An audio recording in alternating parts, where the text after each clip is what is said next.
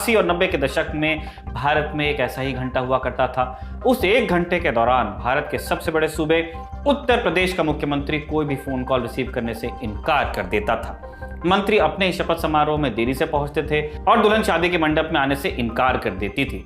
अब तक आप समझ गए होंगे कि हम किस घंटे की बात कर रहे हैं। रविवार की सुबह का वो घंटा जब रामायण का प्रसारण होता था। आज साल 1917 में आज ही के दिन यानी 29 दिसंबर को रामानंद सागर की पैदाइश हुई थी।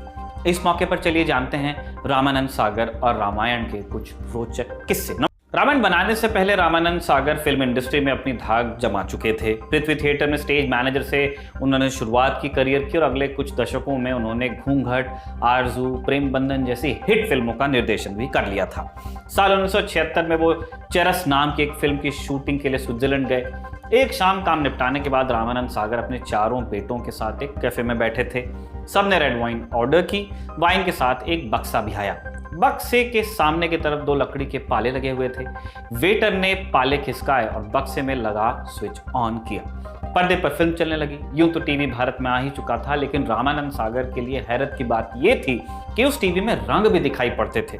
रामानंद सागर के बेटे प्रेम सागर अपने पिता की biography an epic life Ramanand Sagar में बताते हैं कि ठीक यही वो पल था जब रामानंद सागर ने फिल्म छोड़ टीवी की दुनिया में उतरने का फैसला किया। रामानंद सागर हाथ में वाइन का ग्लास लिए काफी देर तक टीवी को निहारते रहे और कुछ देर बाद बोले, मैं सिनेमा छोड़ रहा हूं, मैं टेलीविजन इंडस्ट्री में आ रहा हूं। मेरी जिंदगी का मिशन मर्यादा पुरुषोत्तम श्री राम, 16 गुणों वाले श्री कृष्ण और आखिर में मां दुर्गा की कहानी लोगों के सामने लाना है। रामानंद सागर के फिल्म इंडस्ट्री छोड़ने का एक और पहलू भी था। ये वो दौर था जब दुबई के माफियाओं की फिल्म इंडस्ट्री में दखलंदाजी बढ़ती जा रही थी। फिरोज खान की फिल्म कुर्बानी के ओवरसीज राइट्स का निपटारा माफिया ने ही करवाया था। प्रेम सागर लिखते हैं कि उनके पिता समेत तमाम दिग्गज फिल्म मेकर्स को अंडरवर्ल्ड का डर सताने लगा था। उन्हें लगने लगा कि बॉलीवुड का भविष्य अंधकार में है, क्योंकि दुबई में बैठे आका लगातार फिल्म बिजनेस को अपने कंट्रोल में करते ही जा रहे थे। टेलीविजन में रामानंद सागर की शुरुआत हुई दादा दादी की कहानियां नाम के एक सीरियल से, जो 13 एपिसोड तक चला। इसके बाद उन्होंने रामायण की तैयारी करनी शुरू की। इस प्रोजेक्ट के लिए काफी पैसों की जरूरत थी, इसलिए उन्होंने कुछ पर्चे छपवाए और अपने बेटों को देश विदेश के दौरों पर भेजा। विदेश में उनके कई दोस्त थे, लेकिन कोई भी इस प्रोजेक्ट की फंडिंग के लिए तैयार नहीं हुआ। प्रेम सागर आगे लिखते हैं, पापा ने मेरे लिए दुनिया भर की टिकट्स खरीदी, विदेशों में बसे उनके अमीर इंडियन फ्रेंड्स की कॉन्टैक्ट लिस्ट पकड़वाई और अपने ड्रीम प्रोजेक्ट के लिए पैसा इकट्ठा करने के लिए बिजनेस ट्रिप पर भेजा मुझे। उनके दोस्तों में से कई लोग इस प्रोजेक्ट को लेकर श्योर नहीं थे। कुछ ने अपने सेक्रेटरी को इशारा करके मुझे विनम्रता से ऑफिस से बाहर भी करवाया। पापा जी के एक करीबी दोस्त ने मुझे सलाह दी कि पापा को थोड़ा समझाओ कि क्या करने जा रहे हैं। 1 महीने बाद यहाँ से वहाँ घूमने के बाद मैं खाली हाथ वापस लौट आया। रामानंद सागर के नजरिए से रामायण को खरीदने वाला कोई नहीं था। रामानंद सागर के शब्दों में कोई भी मूछ मुकुट वाले सीरियल्स में इन्वेस्ट करने को तैयार नहीं था। इसके बाद रामानंद सागर ने तय किया कि वो एक दूसरा शो बनाएंगे जिसमें मुकुट भी होगा और मूछें भी होंगी। शरद जोशी उन दिनों नवभारत टाइम्स में कॉलम लिखते थे। रामानंद ने शरद जोशी से मुलाकात कर एक सीरियल का प्रस्ताव रखा। तय हुआ कि सोमदेव भट्ट की लिखी किताब बेताल पचीसी की 25 कहानियों पर एक शो बनेगा। विक्रम और बेताल काफी हिट रहा। ये पहला शो था जिसमें टीवी पर स्पेशल इफेक्ट्स का इस्तेमाल किया गया था हिंदुस्तान में। विक्रम और बेताल ने न सिर्फ साबित किया कि मूछ और मुकुट वाले शो चल सकते हैं, बल्कि शो ने रामायण को कई सारे पात्र भी दिए। विक्रम और बेताल में विक्रम बने अरुण गोविल को राजा राम के किरदार में फाइनल किया गया। सुनील लाहिरी को लक्ष्मण और दारा सिंह को हनुमान का रोल मिला। कई एपिसोड्स में रानी के किरदार में नजर आई दीपिका चिखलिया सीता हुई और तांत्रिक का किरदार निभाने वाले अरविंद त्रिवेदी रावण के रोल में फिट हुए। अब सुनिए वो किस्सा जब एक मुस्कुराहट से रामानंद सागर को राम मिल गए थे।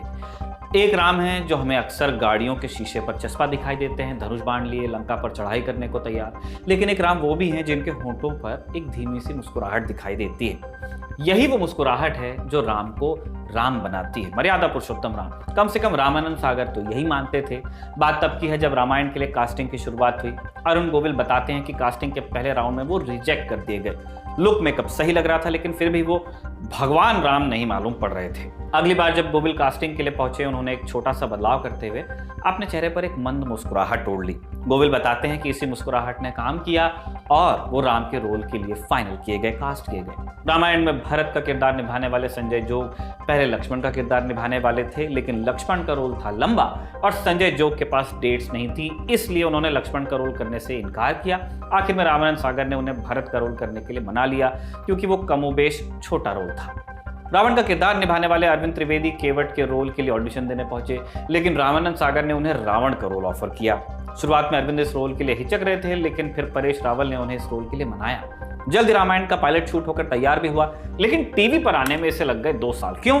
प्रेम सागर लिखते हैं कि तब सरकार और दूरदर्शन के अधिकारियों में इस शो को लेकर थी शंका।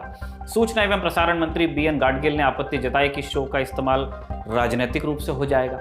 रावण सागर ने 2 साल तक दिल्ली के दफ्तरों में अपनी चप्पल घिसी, लेकिन हर बार कोई ना कोई अड़ंगा लग जाता था। मसलन पायलट एपिसोड में देवी सीता ने छोटे बाजों के कपड़े पहने थे। रामानंद सागर को यह सीन दोबारा शूट करवाना पड़ा।